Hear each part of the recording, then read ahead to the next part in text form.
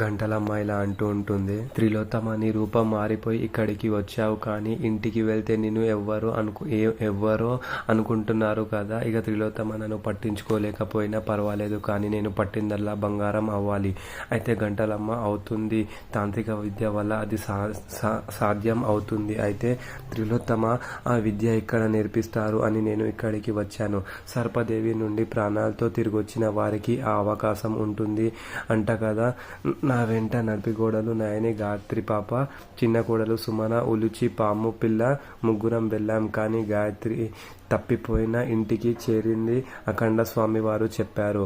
అయితే ఉలుచి ఎక్కడ ఉంది అని అడుగుతుంది త్రిలోత్తమకి. అయితే త్రిలోత్తమ నా వెంటే వచ్చింది అని ఉలుచిని పిలుస్తుంది. అయితే గంటలమ్మ, ఇంకా పాము పిల్లలానే ఉందా ఈ కూన, ఇంకా ఆడపిల్లలా మారదా? అయితే గంటలమ్మ, మారుతుంది ఈ పూజ అయ్యాక అని అంటూ ఉంటుంది. అయితే ఏం పూజ అని అడగగానే పడి పూజ అని అంటూ ఉంటుంది. మరి నెక్స్ట్ ఏం జరుగుతుందో చూద్దాం.